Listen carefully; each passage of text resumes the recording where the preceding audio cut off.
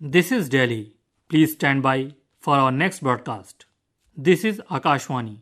We now bring to you the recording of today's proceedings during the question hour in the Lok Sabha. अभी आप आज लोकसभा में प्रश्नकाल के दौरान हुई कार्यवाही की रिकॉर्डिंग सुनेंगे। माननीय सभासदों, माननीय अध्यक्ष जी,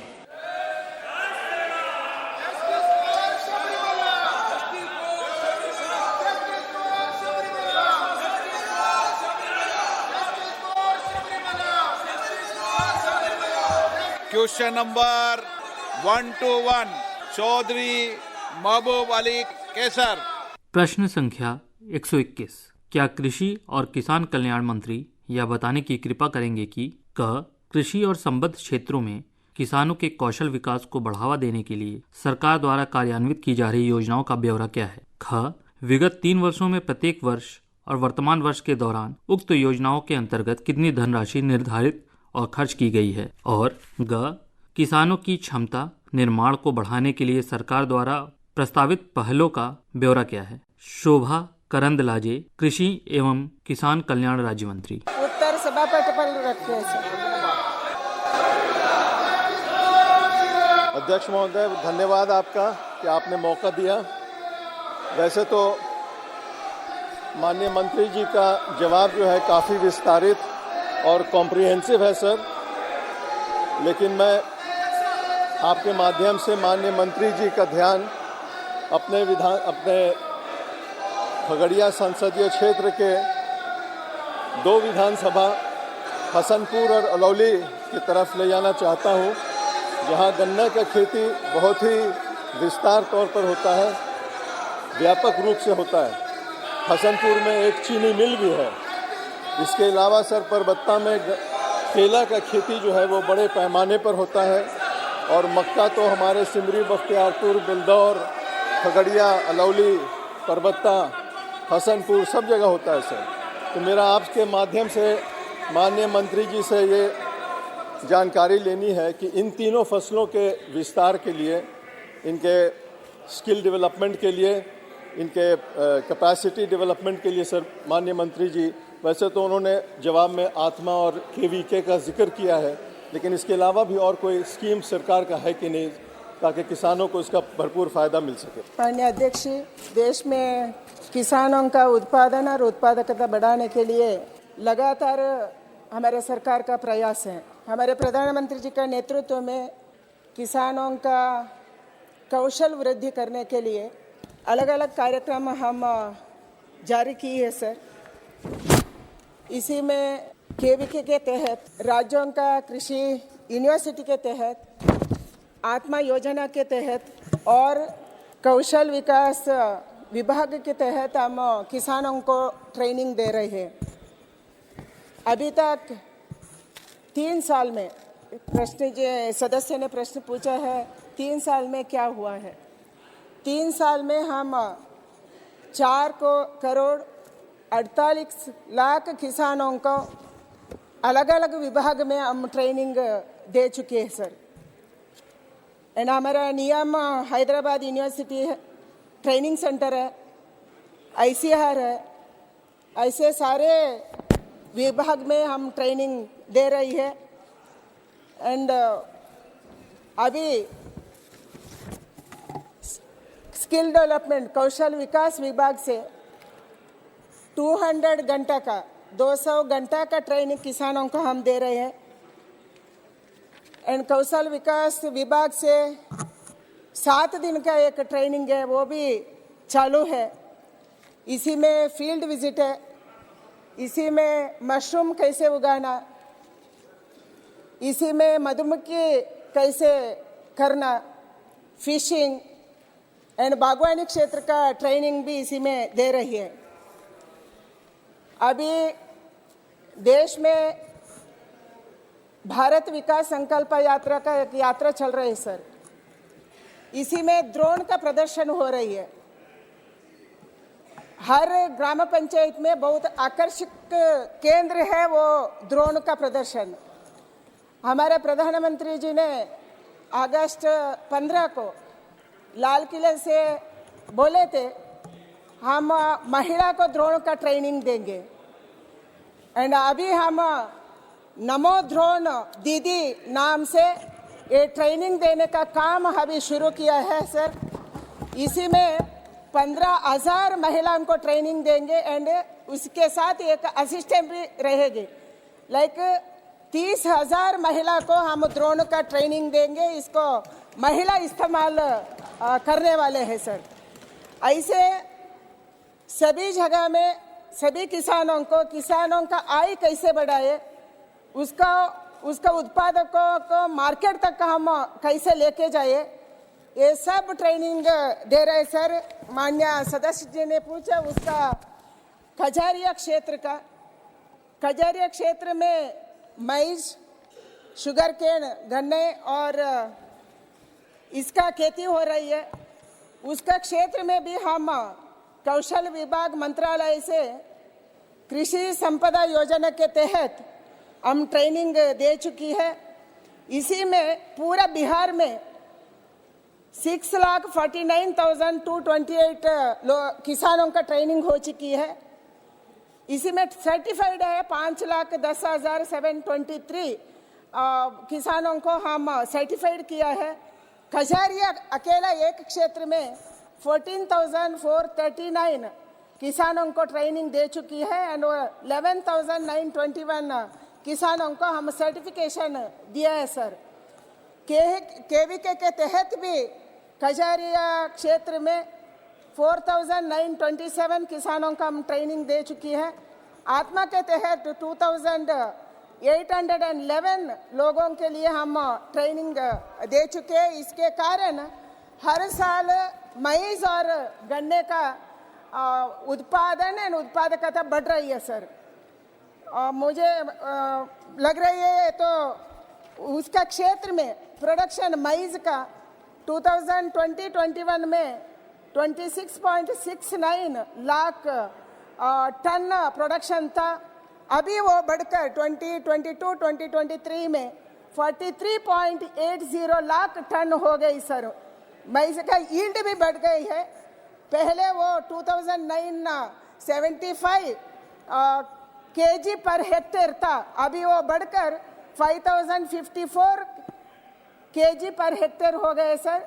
शुगर केन का एरिया भी बढ़ा है एंड इसका यील्ड भी बढ़ा है। पहले वो 54,766 kg पर हेक्टेयर था, अभी बढ़कर 60,627 kg गन्ने का पर हेक्टेयर हो गए सर।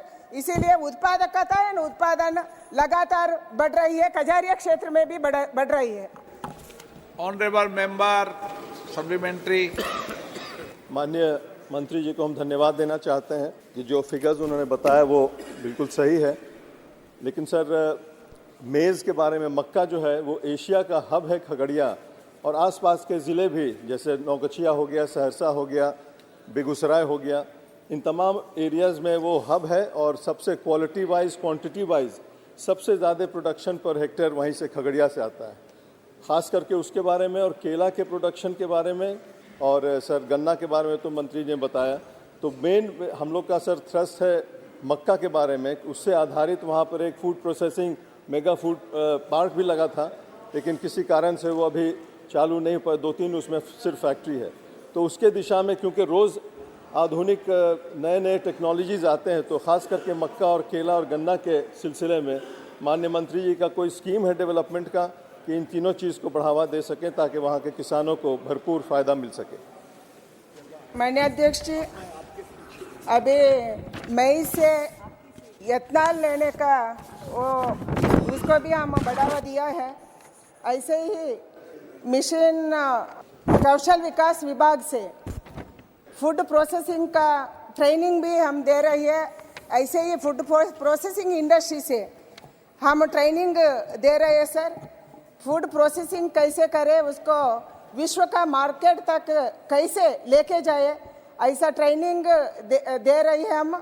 एंड कृषि का मेले, किसानों का मेले, ऐसे फूड प्रोसेसिंग इंडस्ट्रीज का मेले हम लगातार लगा रहे हैं। उसके क्षेत्र में बिहार में भी हम लगाए हैं एंड पर्टिकुलरली कजारिया क्षेत्र को भी हम आगे उसको देखेंगे sir. Shri Pratap Rao Jadhav, Shri Manish Tiwari, Shrimati Kanimozhi. Thank you, sir. In the reply, they have mentioned about training farmers to use drones, but in most of the rural areas, drones are not available. And what has the government done for drone production and making sure that drones are available for farmers to be using them? Thank you. Sir, this is on the ongoing process. हम drone को अभी KVK में रखे हैं sir. अलग अलग private company को भी ड्रोन उत्पादक के लिए हम मदद दे रहे हैं। केवीके में अभी ट्रेनिंग हो रही है, किसानों को ट्रेनिंग देना, उसका प्रदर्शन करना वो चालू रखे है सर। मैं पहले क्वेश्चन में बताया है सर, अब प्रधानमंत्री का वो इच्छा अनुसार 15,000 ड्रोन दीदी को हम ट्रेनिंग देंगे एंड उसका ड्रोन का उत्पादन करने के लिए भी हम प्राइवेट कंपनी को बोल चुके हैं सर, और उसका अभी काम हो रही है।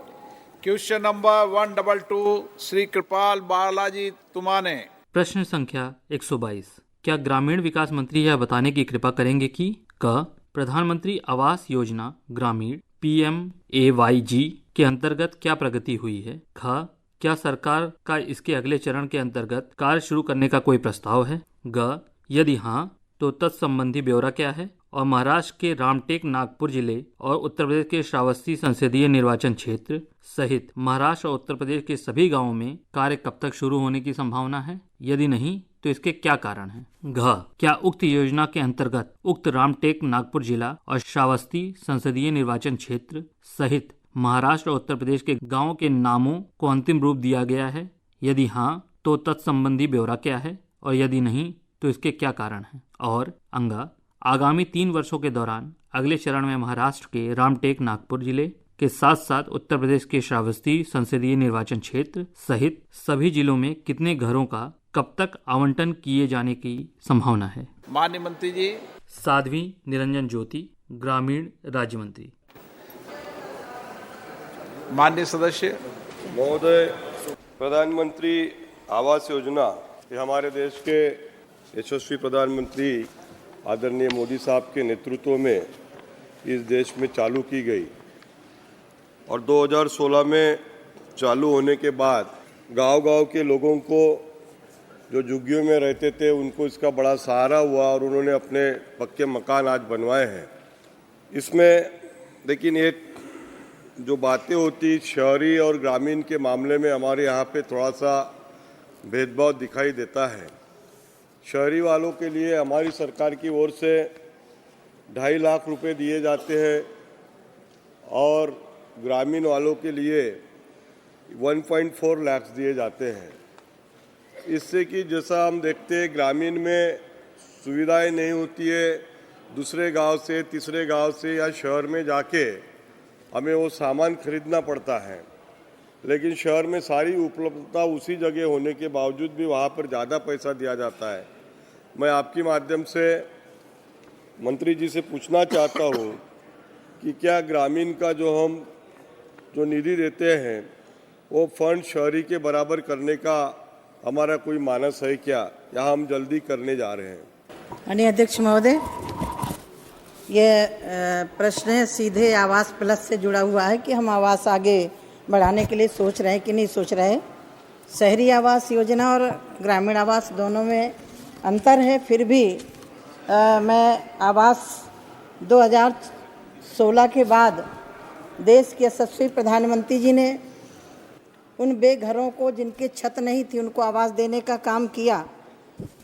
माननीय अध्यक्ष महोदय, इसमें आवास प्लस से संबंधित है तो मैं वो ज़रूर आपके सामने रखना चाहूँगी। इस 91 लाख अंतराल को पूरा करने के लिए सरकार ने राज्यों को निर्देशित किया कि इसको पूरा किया जाए।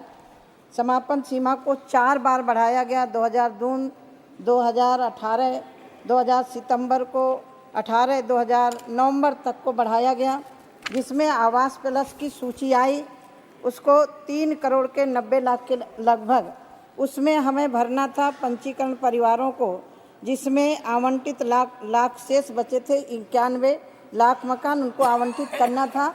और माननीय अध्यक्ष महोदय, मेरा राज्यों से अनुरोध है, जिन राज्यों ने आवास को नहीं बनाया है, ऐसे 2 राज्य हैं जिनमें मैं तेलंगाना और उसमें तत्कालीन छत्तीसगढ़ की सरकार ने आवास नहीं बनाए। महोदय, जब तक ये आवास पूरे नहीं हो जाते तब तक हम आवास प्लस की सूची को सर्वे करके उसको ऐड किए। माननीय सदस्य सप्लीमेंट्री। सर, मैंने ये पूछा था कि शहरी को 2.5 लाख रुपए दिए जाते हैं और ग्रामीण को 1,40,000 रुपए दिए जाते हैं, तो ग्रामीण का जो हमारा डिफरेंस है वो बढ़ाया जाएगा क्या? वो ग्रामीण को ज़्यादा शहरी के बराबर में पैसे दिए जाएंगे क्या? लेकिन मैं जवाब दे देता हूँ। महोदय, आप देखेंगे, एक तो सवाल दीदी ने सही कहा, ये 2,95,00,000 लक्ष्य है, इसे पूरा हमारा करना लक्ष्य है। और शहरी में जो उन्होंने रखा है शहरी विकास मंत्रालय ने, वो शहर के दृष्टि से रखा है, वहाँ जमीन ये तरह तरह की चीज़ें हैं, मैं उससे कंपेयर नहीं कर सकता। मैं इंदिरा आवास 70 से सीधे 2 गुना 1.5 लाख पर ले गया हूँ। इसके लिए भी तो लोग सराहने का काम करें, आगे जब होगा तो देखा जाएगा। श्री राम शिरोमणि वर्मा ने दूसरा पूछने दिया। मैंने सर वही पूछा था, उसी का जवाब दिया सर। पहले का ही राम शिरोमणि। माननीय अध्यक्ष जी, क्या राम शिरोमणि जी आप पूछो जी? क्वेश्चन। माननीय अध्यक्ष जी, क्या मंत्री जी यह बताने की कृपा करेंगे कि प्रधानमंत्री ग्रामीण आवास योजना के अंतर्गत मेरे संसदीय क्षेत्र में अभी ऐसे पात्र व्यक्ति हैं जिनको प्रधानमंत्री ग्रामीण आवास नहीं मिला है? उदाहरण के तौर पर मेरे संसदीय क्षेत्र के ग्राम सभा बिदुहनी में आज भी पात्र व्यक्ति को आवास नहीं मिला है। ऐसे पात्र व्यक्तियों का आवास कब तक उपलब्ध कराया जाएगा? माननीय अध्यक्ष महोदय, यह जिलेवार राज्य सरकार करती है। यद्यपि मैं आपके सामने एक फिगर जरूर रखना चाहूँगी, क्योंकि हमारी सरकार ने, माननीय प्रधानमंत्री जी की इच्छा शक्ति ने उन गरीबों को घर दिया। माननीय अध्यक्ष महोदय, जिनके घर नहीं होता उसकी तकलीफें क्या होती हैं, शायद मैं आज जवाब दे रही हूँ। मैं ऐसे परिवार की बेटी हूँ जिनके पक्की छत नहीं, ऐसे परिवार की बेटी को घर देने का माननीय प्रधानमंत्री जी ने जो अवसर दिया है, आज मैं उत्तर प्रदेश के लिए बधाई देना चाहती हूँ। सर्वाधिक आवास यदि कहीं बने हैं तो उत्तर प्रदेश में बने। 10 साल बनाम यूपीए की गवर्नमेंट का यदि मैं तुलना करूँ, 2005 से 13-14 तक लगभग 24,48,00,000 इंदिरा आवास योजना के तहत बनाए गए थे, वो भी 20/20 में।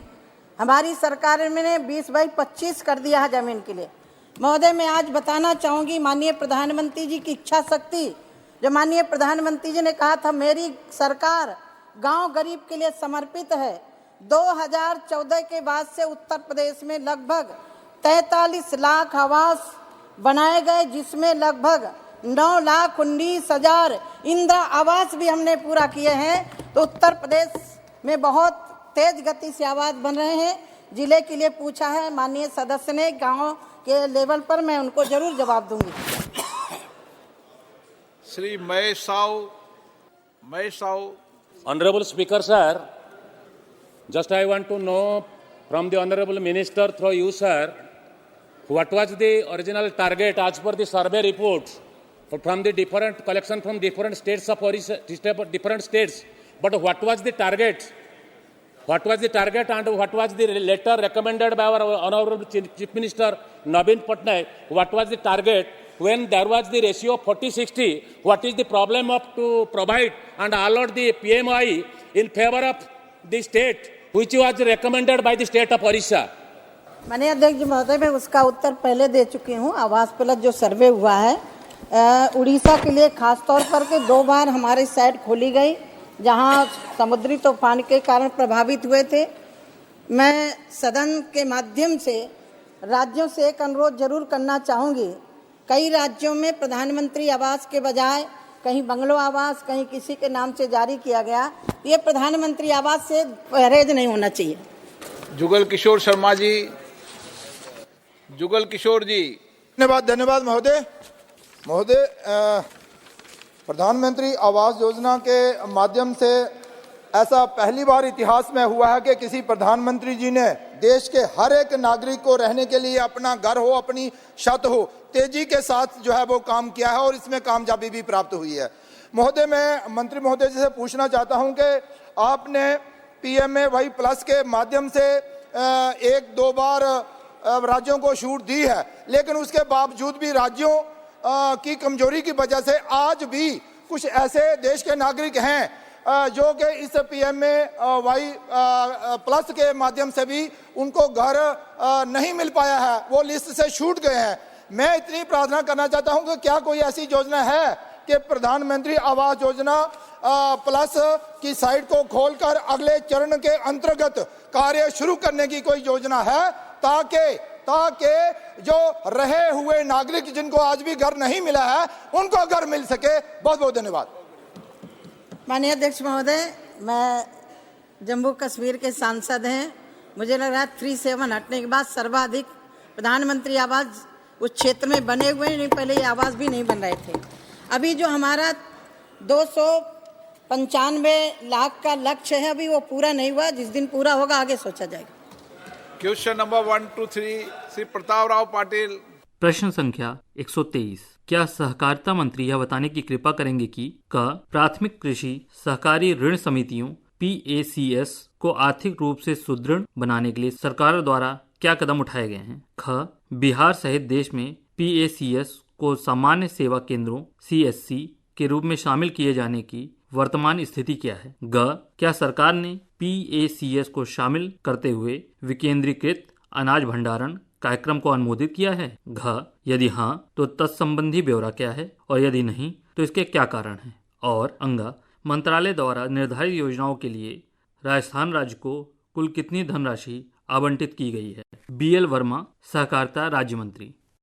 उत्तर समाप्ति पर रखा हुआ है। देखिए माननीय सदस्य। सर, प्रश्न का जो उत्तर दिया है बहुत संतोषजनक है। फिर भी मैं आपके माध्यम से मंत्री जी से जानना चाहता हूं कि $5 ट्रिलियन की अर्थव्यवस्था में PACS की भूमिका क्या है और PACS के व्यवसाय और आय का विस्तार करने के लिए सरकार द्वारा क्या कदम उठाए जा रहे हैं? माननीय अध्यक्ष महोदय, आपके माध्यम से सदन और सांसद जी को बताना चाहता हूं कि जब से भारत सरकार में सहकारिता मंत्रालय का गठन माननीय प्रधानमंत्री जी ने 6 जुलाई 2021 को किया है, तब से लगातार देश के पहले सहकारिता मंत्री माननीय अमित शाह जी के नेतृत्व में सहकारिता को आगे बढ़ाने के लिए लगातार काम हो रहे हैं, जिसमें 54 से ज़्यादा पहल की गई हैं और $5 ट्रिलियन की अर्थव्यवस्था की बात सहकारिता के द्वारा हम कैसे भूमिका अदा कर सकते हैं, इसके विषय में माननीय सदस्य ने पूछा है। तब मैं बताना चाहता हूं कि जो पैक्स हमारे 98,000 पूरे देश के अंदर हैं और उसमें किसान करीब 13 करोड़ के आसपास जुड़े हैं। उन 13 करोड़ किसानों के लिए जिस तरह से पैक्स के कंप्यूटरीकरण को लेकर के 2,516 करोड़ की व्यवस्था माननीय प्रधानमंत्री ने की है और उसमें कॉमन सॉफ्टवेयर से जोड़ने का काम किया है। State cooperative bank, district cooperative bank, PACS और नाबार्ड कॉमन सॉफ्टवेयर से जोड़ करके, जिससे उसमें पारदर्शिता और समय की बचत और कहीं ना कहीं लागत की कमी भी होने वाली है। और साथ ही साथ मॉडल बायलॉज जो लागू करने की बात है वो इन पैक्स में किया है। 63,000 कंप्यूटरीकरण जिन पैक्स का हुआ है उनमें हमने मॉडल बायलॉज लागू करने का काम किया है। उस मॉडल बायलॉज लागू करने में 31 स्टेट हमारे इस प्रकार के हैं, यूटी स्टेट जिन्होंने अपना लिया है। तब मैं कह सकता हूं कि उनके मॉडल बायलॉज लागू होने के कारण से उनमें खास तौर से पैक्स को डेयरी में, मत्स्यिकी में, गोदामों की स्थापना, खाद्यान्न, उर्वरक, बीज, LPG, CNG, पेट्रोल, डीजल और आदि इस तरह की CSC जैसी 25 से अधिक सुविधाएं हम देकर के उन पैक्स के लिए मजबूत बनाना चाहते हैं। और साथ ही साथ जितने पैक्स अब प्रधानमंत्री जन औषधि केंद्र के साथ साथ नल से जल की योजना में भी हम उसकी भूमिका अदा करेंगे। साथ ही साथ रिटेल पेट्रोल डीजल इसके लिए CC2 श्रेणी में ला करके उनको वरीयता देने का काम किया है। इस तरह से अगर मैं कहूँ तो जिस तरह से पैक्स का हमने सुदृढ़ीकरण किया है, 25 प्रकार के काम करने की सुविधा उनको देने का काम किया है और पैक्स स्तर पर गतिविधियों के संचालन से न केवल पैक्स सुदृढ़ हो पाएंगे बल्कि वे ग्रामीण अर्थव्यवस्था को गति प्रदान में सक्षम भी होंगे। और जिस तरह से हमारे 54 पहल की हैं, सभी में गिनाऊंगा तो मुझे लगता है कि बहुत ज़्यादा देर लगेगी, लेकिन मैं कह सकता हूँ कि आदरणीय अमित शाह जी के नेतृत्व में सहकारिता के हर क्षेत्र में और ख़ास तौर से $5 ट्रिलियन की जो बात की है अर्थव्यवस्था की, माननीय प्रधानमंत्री ने, सहकारिता उसमें प्रमुख भूमिका अदा करने वाली है।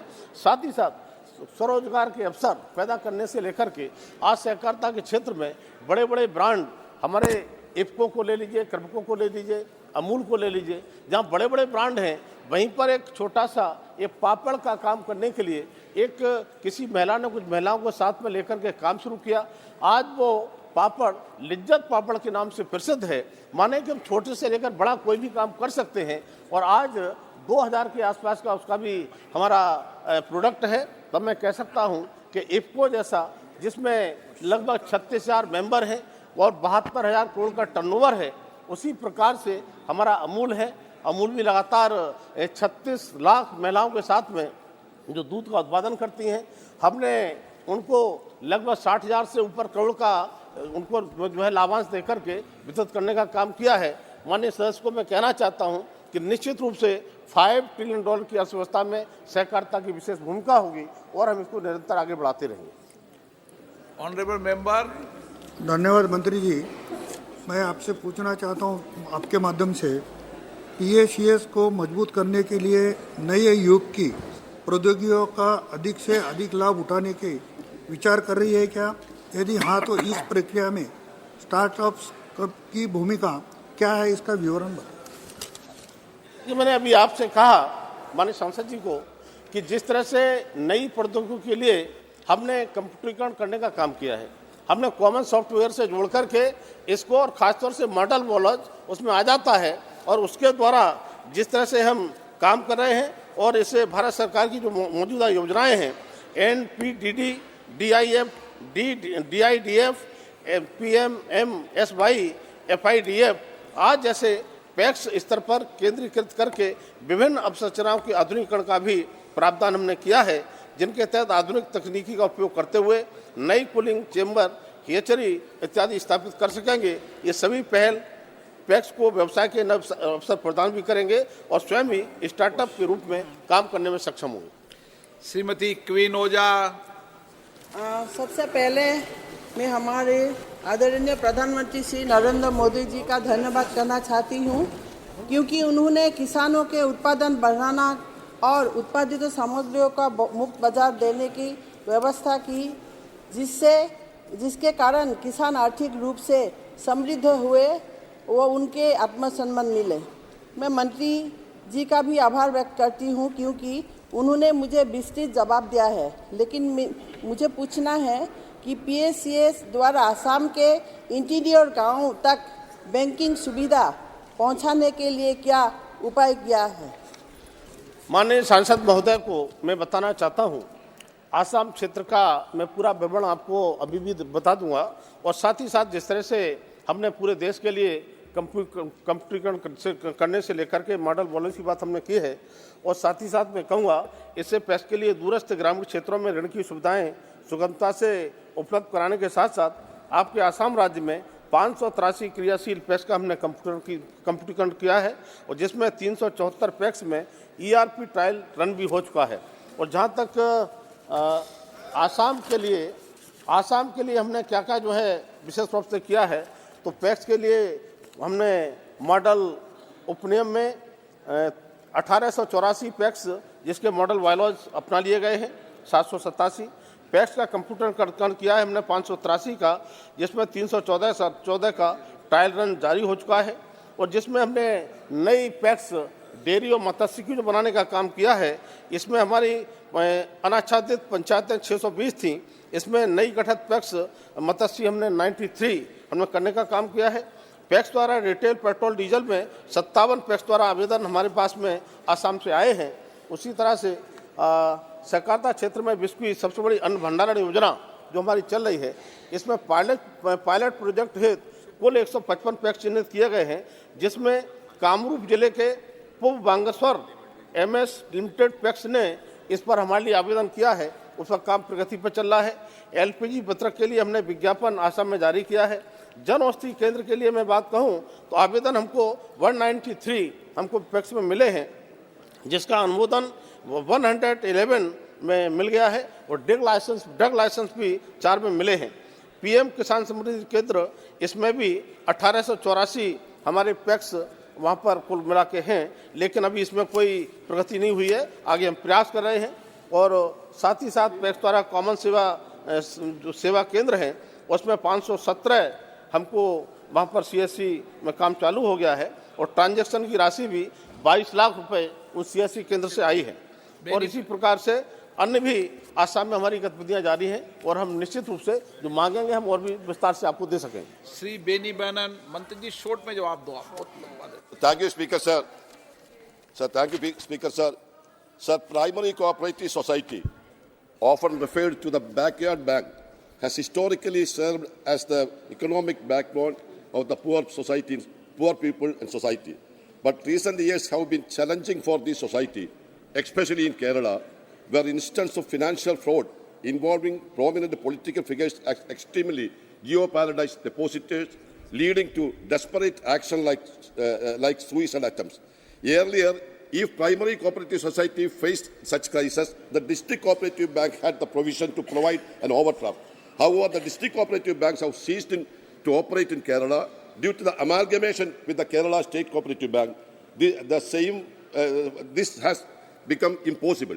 Neither in Kerala Bank has the provision to give such overdraft. In light of this circumstance, whether the central government have give any direction to the Reserve Bank to implement any measures to strengthen the primary cooperative society and protect the depositors affected by this case. माननीय अध्यक्ष जी, मैं आपके माध्यम से सांसद महोदय को बताना चाहता हूं, केरल में भी 1 महीने में 2 बार मेरे दौरे हुए हैं और ख़ास तौर से मैंने कोऑपरेटिव क्षेत्र में भी वहाँ पर कई कार्यक्रम मैंने किए हैं। केरल में जिस तरह से इन सहकारिता मंत्रालय बनने के बाद वहाँ पर जो प्रगति हुई है और जहाँ तक कंप्यूटराइजेशन की बात है पैक्स का, वहाँ केरल में भी हमने किया है। विस्तृत डाटा हम आपको दे पाएंगे। और मैं साथ ही साथ कहना चाहता हूँ, बैंकिंग के क्षेत्र में जिस तरह से सहकारिता में कठिनाइयाँ आती थी, उनके लिए माननीय सहकारिता मंत्री जी ने पूरी तरह से दूर करने का काम किया है। बहुत सारे इस तरह के अवरोध थे, उनको हटाने का काम किया है और यहाँ तक कुछ टैक्स के इशू थे, उनको भी हमने या तो कम किया है या दूर किया है। निकासी की सीमा को भी हमने दोगुना करने का काम किया है। तब मैं कह सकता हूँ केरल का विस्तृत जितना डाटा आप चाहेंगे वो आप लिख कर देंगे। Question number 124 Shrikant Eknath Shinde.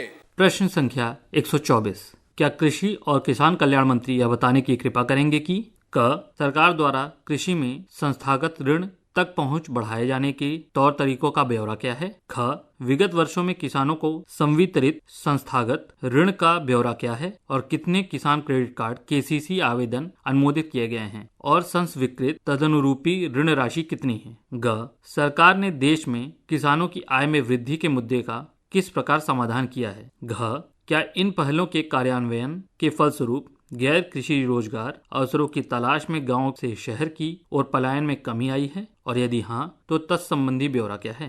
अंगा कृषि ऋणों तक किसानों की पहुंच बढ़ाने के लिए सरकार की भावी योजनाओं और कार्य नीतियों का ब्यौरा क्या है? और च पिछले वर्ष में प्रधानमंत्री किसान योजना के माध्यम से किसानों को प्रदान की गई आय सहायता का ब्यौरा क्या है? माननीय मंत्री जी। कैलाश चौधरी, कृषि एवं किसान कल्याण राज्य मंत्री। उत्तर सभापति। माननीय सदस्य। धन्यवाद सभापति महोदय। मैं सबसे पहले तो प्रधानमंत्री मोदी जी का यहाँ पर बहुत बहुत धन्यवाद अदा करता हूँ कि किसान सम्मान योजना के माध्यम से 6,000 रुपया देने की प्रावधान जो है उन्होंने किया और उसी के साथ में अभी महाराष्ट्र ने भी उसमें अपना योगदान जो है देने का काम वहाँ पर किया है। नमो शेतकरी महासम्मान योजना के माध्यम से और 6,000 रुपया जो है किसान को देने का काम यहाँ पर महाराष्ट्र सरकार कर रही है, जिससे 12,000 रुपया प्रति वर्ष किसान को मिलेगा और इससे महाराष्ट्र में 1 करोड़ से अधिक किसान को लाभ इसका होगा। मैं इस सदन का ध्यान जो है क्लाइमेट चेंज की ओर आकृष्ट करना चाहूँगा। क्लाइमेट चेंज आज हमारे किसानों के सामने बहुत बड़ी चुनौती है और महाराष्ट्र में आए दिन बाढ़ या सूखे के कारण किसानों को परेशानी होती है, नुकसान होता है। हर साल हमें कई हज़ार करोड़ जो है किसानों को मुआवजा देना पड़ता है। गए 1 साल में महाराष्ट्र में 10,000 करोड़ से ज़्यादा मुआवजा जो है वो किसानों को देना पड़ा है। हर साल फसलों को हो रहे नुकसान के कारण आज हमें ज़रूरत है क्लाइमेट रिजाइलेंट एग्रीकल्चर को बढ़ावा देने की, जिसमें एक उपयोगी तरीका है पॉली हाउस फार्मिंग का, जिससे शेड के माध्यम से अतिवृष्टि और ओलों से फसलों को बचाया जा सकता है। लेकिन इसकी लागत या कॉस्ट बहुत ज़्यादा है, छोटे किसान अफोर्ड नहीं कर सकते। भारत सरकार के हॉर्टिकल्चर बोर्ड द्वारा शेड नेट और पॉली हाउस के लिए सब्सिडी दी जाती है जो 50% है, लेकिन जो पॉली हाउस और शेड नेट की एवरेज कीमत है वो 45 लाख से 50 लाख तक होती है प्रति एकड़, जो छोटे और सीमांत किसान अफोर्ड नहीं कर सकते। सर, मेरा मंत्री जी से ये प्रश्न है कि छोटे और सीमांत किसानों को क्लाइमेट रिजिलेंट एग्रीकल्चर जैसे क्रॉप डाइवर्सिफिकेशन और पॉली हाउस फार्मिंग करने के लिए एग्रीकल्चर क्रेडिट के माध्यम से प्रोत्साहन देने के लिए सरकार कोई योजना बना रही है और वर्तमान में शेड कंस्ट्रक्शन के लिए दिए जाने वाली सब्सिडी को भी बढ़ाने का कोई विचार जो है सरकार कर रही है क्या? माननीय अध्यक्ष महोदय जी, जैसा कि माननीय सदस्य ने भी कहा है कि कृषि के अंदर लगातार हम आगे बढ़ रहे हैं और जैसा कि विश्व में भारत अगर देखा जाए तो 11वें स्थान पर अर्थव्यवस्था में था, जो आज 5वें स्थान पर पहुंचा है। तो इसमें कृषि का भी बहुत बड़ा योगदान है और भारत की कृषि का रहा है और किसानों का भी योगदान रहा है। और इसमें हमारी सरकार ने ये लगातार प्रयास किए कि किसान को नई तकनीकी भी मिले और किसान प्रेसिशन एग्रीकल्चर से भी खेती करे और जो होने वाला नुकसान है, कई बार आपदा के समय में नुकसान होता है, तो उसके सुरक्षा कवच के तौर पर भी हम उनको केसीसी के माध्यम से भी उनका सपोर्ट करने का काम करते हैं। और आईसीआर के द्वारा ये भी प्रयास किया जाता है कि क्लाइमेट चेंज जो बात बढ़ रही है तो उसके लिए क्लाइमेट रेजिलेंट वेराइटियाँ भी विशेषकर आईसीआर के द्वारा, हमारे साइंटिस्टों के द्वारा नई तैयार करके किसानों को वितरित भी की जा रही है, प्रशिक्षण भी दिया जा रहा है। अब जैसा कि इन्होंने कहा कि पॉली हाउस है, ग्रीन हाउस है, हॉर्टिकल्चर बोर्ड के द्वारा सब्सिडी की बात है, तो मुझे आपको ये बताते हुए प्रसन्नता हो रही है कि लगातार इसमें हमारे किसानों की भी रुचि बढ़ रही है और किसान भी आकर्षित हो रहे हैं। और इसमें जैसा कि सब्सिडी है तो जो 50% तक की सब्सिडी देने का प्रावधान है और इसके साथ ही उनको कैसे ऋण सुविधा से उपलब्ध हो सके, इसके लिए हमारी 4-5 स्कीमें भी है, जिसमें एग्रीकल्चर इंफ्रास्ट्रक्चर फंड का प्रावधान किया गया है, जिसमें चाहे छोटा किसान है चाहे बड़ा किसान है, वो एग्रीकल्चर इंफ्रास्ट्रक्चर के माध्यम से 2 करोड़ रुपए तक का लोन ले सकता है और उसमें 3% इंटरेस्ट की ब्याज की भी छूट का प्रावधान है। ऐसे ही हमारे नेशनल हॉर्टिकल्चर बोर्ड के माध्यम से MIDH के तहत भी किया जा रहा है कि उसमें उनको सपोर्ट मिले और इसके साथ ही RKVY योजना के साथ भी इसको जोड़ा गया है। तो राज्य सरकार इसमें अगर अलग से सपोर्ट करे तो मुझे लगता है कि किसानों को इसके RKVY योजना के माध्यम से कर सकते हैं। लेकिन मेरा इतना जरूर कहना है कि इस और किसानों की जिस तरह से रुचि बढ़ी और इसकी संख्या किसानों की बढ़ रही है तो कृषि का उत्पादन भी बढ़ रहा है और जो एक किसानों के सामने समस्या आ रही है उसका समाधान भी निश्चित रूप से नरेंद्र मोदी जी की सरकार है वो किसानों के ऊपर कर रही है। इसीलिए आपने देखा होगा कि जो 4 जातियां बताई उसमें भी एक जाति है वो किसान जाति है, जिसके ऊपर प्रधानमंत्री जी का विशेष ध्यान है। ऑनरेबल मेंबर, मेरा अगला प्रश्न अलाइड सेक्टर से संबंधित है, जो कि फार्मिंग, डेयरी फार्मिंग हो, फॉरेस्ट्री हो या फिशिंग हो। मुझे लगता है कि ये भी एक महत्वपूर्ण योगदान रहेगा कृषि में। और अलाइड सेक्टर जो है वो कैपिटल इंटेंसिव होते हैं, ज़्यादा से ज़्यादा लागत उसमें लगती है। RBI के 2019 के रिपोर्ट के अनुसार अलाइड एक्टिविटीज़ को सिर्फ 10% जो है एग्रीकल्चर क्रेडिट यहाँ पर मिलता है, क्योंकि यहाँ पर हर किसान को जो है खुद की लैंड होना बहुत ज़रूरी है। यहाँ पर हमारे महाराष्ट्र में या बाकी भी राज्यों में लैंड बहुत कम होती है छोटे किसान के पास, तो उसके कारण जो है डेयरी उद्योग उसको चालू करना है, एफपीओ करना है, तो उसको लोन जो है वहाँ पर मिलता नहीं है।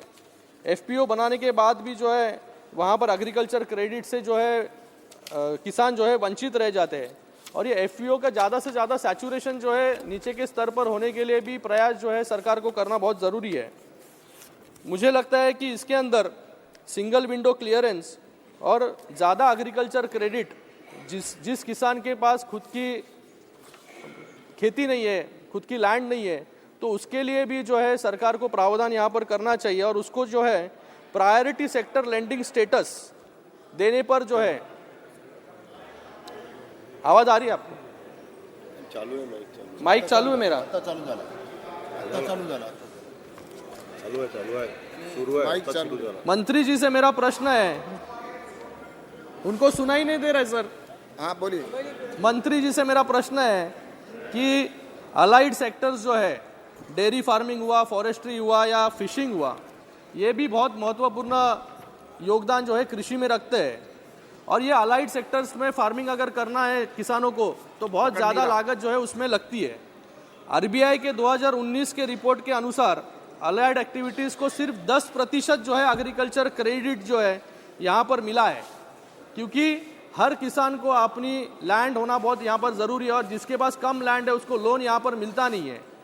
तो मुझे जो है यहाँ पर सदस्य सरकार से प्रश्न ही पूछ रहा हूँ सर। अभी मैंने दोबारा रिपीट किया ना सर? नो रिपीट सुन लिया माननीय मंत्री जी। सुनाई नहीं देना ना। मेरा प्रश्न है सर, प्रश्न ये है कि जो छोटे किसान हैं उसको भी जो है प्रायोरिटी सेक्टर लैंडिंग स्टेटस देने का कुछ प्रावधान सरकार कर रही है, जिससे जो है उसको एक सिंगल विंडो क्लियरेंस और ज़्यादा से ज़्यादा लोन जो है वहाँ पर मिल सकेगा।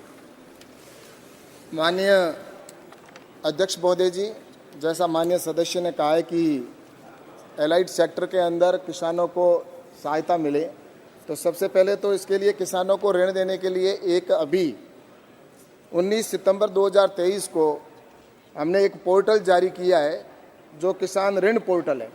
उस ऋण पोर्टल के ऊपर कोई भी किसान अगर जाकर वहाँ पर का अगर अपना अप्लाई करता है या उसके सामने प्रॉब्लम है तो उसका समाधान किया जाता है, जिसमें उसके एटीएम के ऊपर ही उपलब्ध है, एक बार यूज़ कर हो सकता है। वैसे ही वो अगर पैसे को की कोई सीमा नहीं है, कितनी बार भी निकाल सकता है।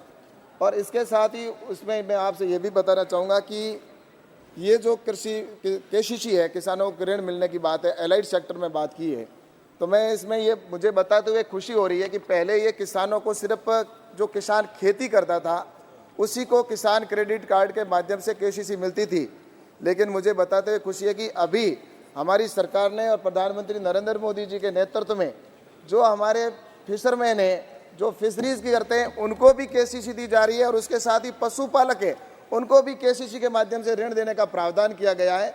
जो पहले 1 लाख रुपए तक था किसानों को, उसको बढ़ाकर 1,60,000 रुपए तक बिना कोई मोर्गेज के कोलेट्रल के देने का प्रावधान किया है।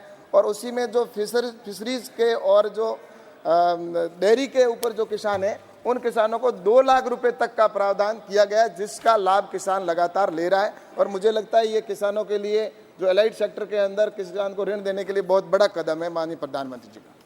सुजय विखे पाटिल, श्री गौरव गोगोई। धन्यवाद अध्यक्ष महोदय। मेरा सवाल इतना है कि यहाँ पे केसीसी लोन के खिलाफ बहुत आउटस्टैंडिंग भी है, और जैसे कि मेरे साथी ने कहा कि आज जिस प्रकार से जलवायु परिवर्तन हो रहा है, विभिन्न प्रदेशों में सूखा आ रहा है, कहीं बाढ़ आ रही है, तो ऐसे मत्स्य पालक है, किसान हैं जिन्होंने केसीसी लोन तो लिया, लेकिन जलवायु परिवर्तन या बाढ़ आने या सूखा आने से उनका जो पूरा जो खेती है या उनका जो मत्स्य का जो वहाँ पे फिशरी है पूरा नष्ट हो जाता है, जिसके कारण वो केसीसी लोन का भरपाई नहीं कर पाते। क्या सरकार ऐसे किसानों के लिए, ऐसे मत्स्य पालकों के लिए जिन्होंने सूखा या बाढ़ के लिए अपना पूरा साल का खेती या व्यापार नष्ट होते हुए देखा, क्या उनके केसीसी आउटस्टैंडिंग को माफ करने के लिए सरकार कोई नीति लाएगी कि नहीं? अध्यक्ष महोदय जी, मैं सबसे पहले तो बताना चाहूँगा कि पहले किसान किसी सेठ साहूकार की ओर देखा करता था जब उसके किसान को कोई भी लोन लेना होता था। सबसे पहले अटल बिहारी जी वाजपेयी जी ने इस योजना को प्रारंभ किया और जिसके माध्यम से किसानों को ये केसीसी के माध्यम से ऋण मिलना प्रारंभ हुआ। और उसके बाद में कभी उसको आज उसको किसी के सामने हाथ फैलाने की आवश्यकता नहीं है। और उसके बाद में आज जैसा कि किसानों का जब 2014 के अंदर जब सरकार आई उस समय जो ये फंड था वो लगभग 7 लाख और 7 करोड़ और 30 लाख जो था 7 लाख 30 लाख करोड़ रुपए 7.30 लाख करोड़ रुपए था, जो अब बढ़कर लगभग 20 लाख करोड़ रुपए कर दिया गया है, जो लगभग 3 गुना से अधिक माना जा रहा है। तो मुझे इसमें यह कहना है कि किसानों के सपोर्ट के अंदर हर समय तैयार रहिए। और रही बात ऐसी आपदा जब आती है या किसान के होता है तो उसके हमें SDRF फंड और NDRF फंड का भी प्रावधान किया गया है और उसके बाद में फसल बीमा योजना के तहत भी उनको लाभ मिलता है। तो मुझे लगता है कि इसके कवर करने के लिए निश्चित रूप से सरकार की ओर से कि किसान को उसका किसी प्रकार का नुकसान न हो, उसके लिए ये भारत सरकार की ओर से NDRF फंड और SDRF फंड से किसान को निश्चित रूप से सहायता भी उपलब्ध करवाई जाती है। Question number 125 Shri Prabhubhai Vasava. प्रश्न संख्या 125। क्या सामाजिक न्याय और अधिकारिता मंत्री यह बताने की कृपा करेंगे कि क्या केंद्र सरकार ने राज्य सरकारों के साथ समन्वय से देश में दृष्टिहीन बालिकाओं महिलाओं के कल्याण के लिए कोई कदम उठाए हैं अथवा कोई कल्याणकारी योजना कार्यान्वित की है, क्योंकि सामाजिक रूप से अनुकूल विशेष कल्याणकारी योजनाओं के अभाव में उन्हें अपने अस्तित्व के लिए कठिनाइयों का सामना करना पड़ रहा है, और यदि हाँ तो तत्संबंधी राज्यवार ब्यौरा क्या है। माननीय मंत्री जी। डॉक्टर वीरेंद्र कुमार, सामाजिक न्याय एवं अधिकारिता मंत्री। माननीय सदस्य। माननीय अध्यक्ष श्री, माननीय मंत्री जी ने विस्तार से उत्तर देने के लिए मैं धन्यवाद करता हूं। और माननीय अध्यक्ष श्री, मैं सामाजिक न्याय और अधिकारिता मंत्री जी से पूछना चाहता हूं कि दृष्टिबाधित ST/SC समेत समस्त दिव्यांगजनों के सार्वजनिक जीवन को सुगम्य बनाने हेतु सरकार ने क्या कदम उठाए हैं।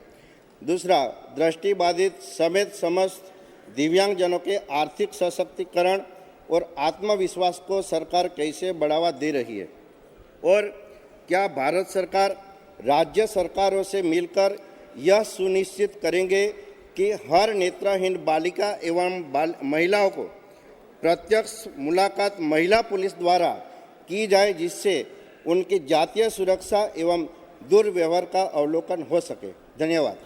माननीय अध्यक्ष महोदय जी, माननीय संसद सदस्य जी के द्वारा 2-3 प्रश्न एक साथ पूछे गए हैं। दिव्यांगजनों के सशक्तिकरण के लिए सरकार देश के प्रधानमंत्री आदरणीय नरेंद्र मोदी जी के नेतृत्व में एक ओर जहाँ उनकी सुगम्यता के लिए वहीं उनके सशक्तिकरण के लिए लगातार इस दिशा में कदम आगे बढ़ा रही है। दिव्यांगजन अधिकार अधिनियम 2016, इसके अंतर्गत जो दिव्यांगता की श्रेणियां 7 थीं, इनको बढ़ा करके 21 किया गया। शासकीय नौकरियों में जो आरक्षण 3% था उसको बढ़ाकर 4% किया गया, और उसमें भी 1% ब्लाइंड दिव्यांगजनों के लिए है।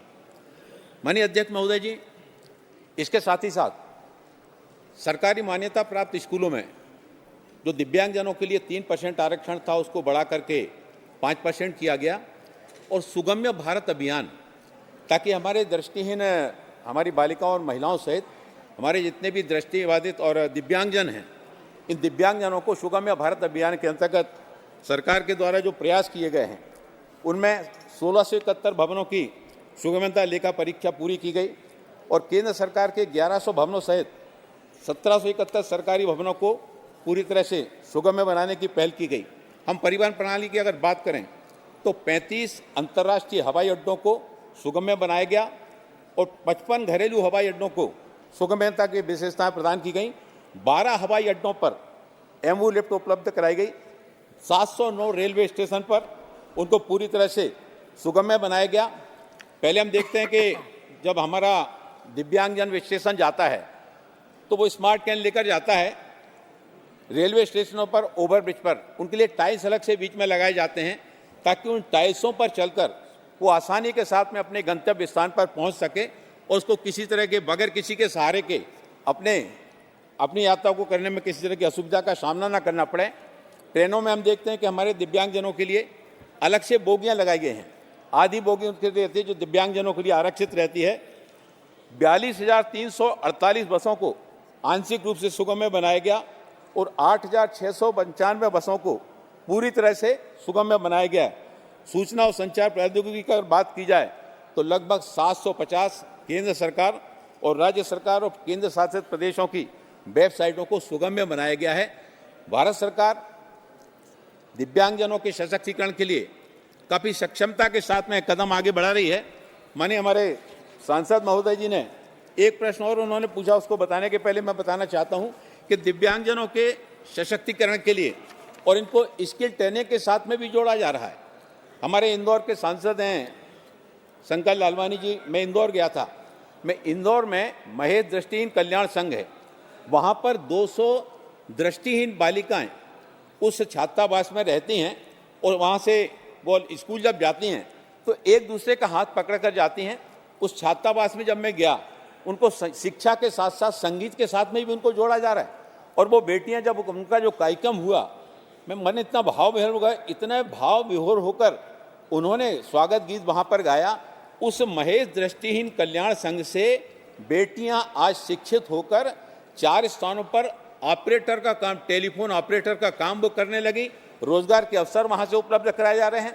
मैं अपने माननीय सदस्यों से अनुरोध करना चाहता हूं, केंद्र सरकार के साथ साथ अनेक राज्य सरकारों ने भी इस तरह के प्रयास किए हैं कि हमारी दृष्टिहीन बालिकाओं को उनको शिक्षा के साथ साथ स्किल ट्रेनिंग के साथ साथ उनको जीवन में आगे बढ़ने के लिए अवसर उपलब्ध कराए जाएं।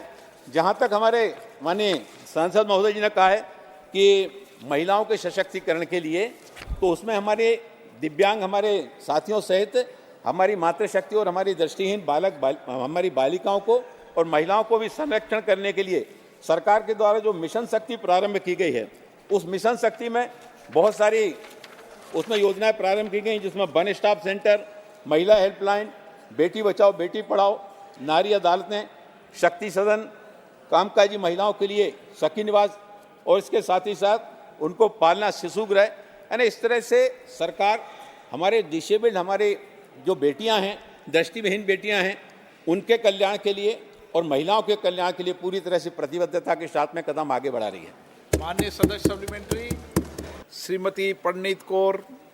धन्यवाद सर, आपने टाइम दिया।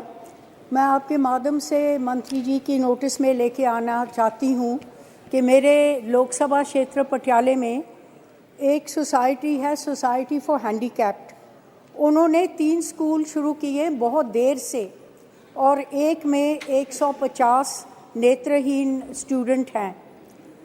ये इस सोसाइटी को 20 से 25% ग्रांट भी मिलता है सेंटर से। पर मैं आपके माध्यम से रिक्वेस्ट करना चाहती हूँ कि स्किल डेवलपमेंट के लिए वहाँ कंप्यूटर का एक सॉफ्टवेयर है जिसको जॉज बोलते हैं, उसके लिए कोई प्रबंध किया जाए, क्योंकि बहुत महंगा है और कंप्यूटर में वो अपलोड नहीं होता। उसके माध्यम के साथ जो ज़्यादा नेत्रहीन महिलाओं और बच्चियाँ हैं हमारी, वो कंप्यूटर सीखती हैं और उस सॉफ्टवेयर के साथ उनको ज़्यादा वो आसानी से सीखा जा सकता है। हमारे सूबे में पंजाब में खाली एक ही ऐसा गवर्नमेंट स्कूल है जो लुधियाने में है, जवाहरपुर में। उसका बहुत बुरी हालत है और उसमें कोई बेटियां और महिला नहीं जा सकती क्योंकि हालत इतनी ख़राब है, रह नहीं सकती, तो वहाँ खाली पुरुष ही जाते हैं। सो आपके माध्यम से इनको स्किल ट्रेनिंग देने के लिए पंजाब में मैं आपको रिक्वेस्ट करती हूँ कि आप ये सुविधा दें। धन्यवाद। धन्यवाद अध्यक्ष महोदय जी। माननीय सदस्य जी के द्वारा पंजाब में स्किल ट्रेनिंग की जो बात उठाई गई है, मैं माननीय सदस्य जी को अवगत कराना चाहता हूं कि केंद्र सरकार के द्वारा जो दृष्टिबाधित बालिकाओं के लिए देश के अलग अलग राज्यों में राज्यवार जो अनुदान दिया जा रहा है, उसमें पंजाब में लुधियाना में वोकेशनल रिहेबिलिटेशन ट्रेनिंग सेंटर है। उसके लिए 2020-21 में 28.82 लाख, 21-22 में 29.10 लाख और 22-23 में 30.27 लाख रुपए की राशि जारी की गई। इसके साथ ही साथ पंजाब का जहां तक प्रश्न है, पंजाब में एक ट्रेनिंग सेंटर भी, उसके लिए भी RCI के माध्यम से सहायता दी जाती है। Training centre for teachers of the visually handicapped, Braille भवन, जमालपुर, लुधियाना, पंजाब। और हमारे जो पिछले 3 वर्षों के दौरान जो अलग अलग राज्यों में अनुदान जो दिया गया है, उसमें पंजाब में मैंने बताया कि तीनों वर्षों का बताया। और जिन NGO के द्वारा DDRS योजना के अंतर्गत केंद्र सरकार से अनुदान मांगा जाता है, ये उन संगठनों के ऊपर निर्भर करता है कि उनको केंद्र सरकार की अनुदान योजना का लाभ लेना है या राज्य सरकार की।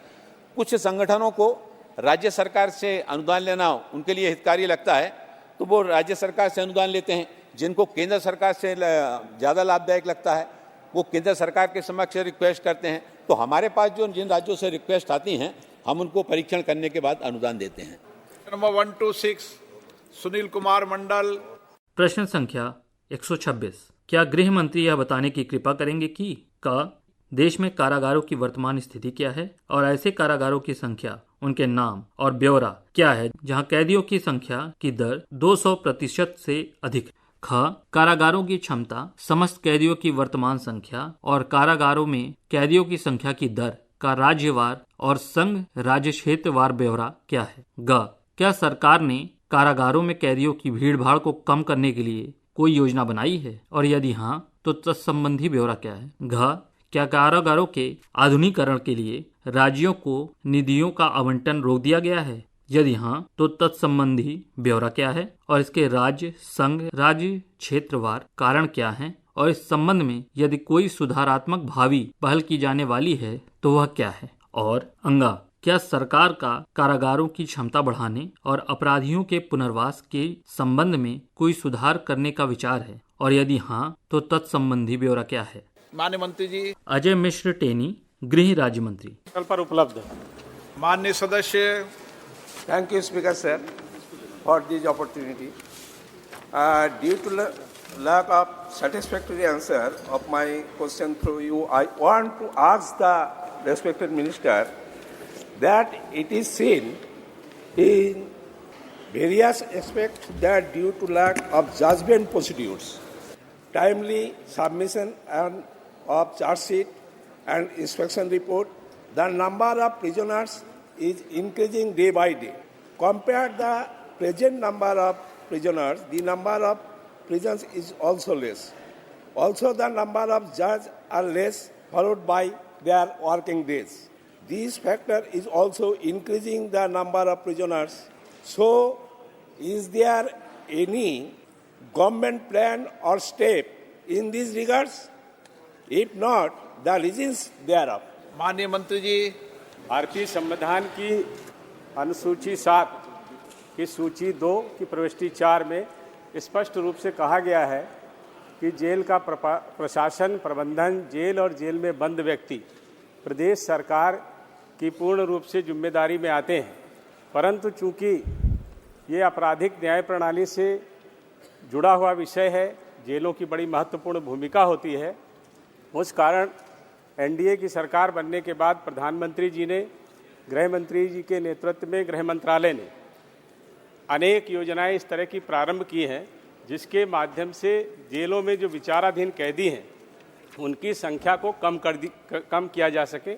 उसके लिए हम लोगों ने एक सीआरपीसी के संविधान 436 का को जोड़ा है, जिसमें ऐसे विचाराधीन कैदी जो जिस आरोप में बंद हैं उसकी अधिकतम सजा की आधी सजा काट चुके हैं, उनको जमानत पर रिहा करने का प्रावधान है।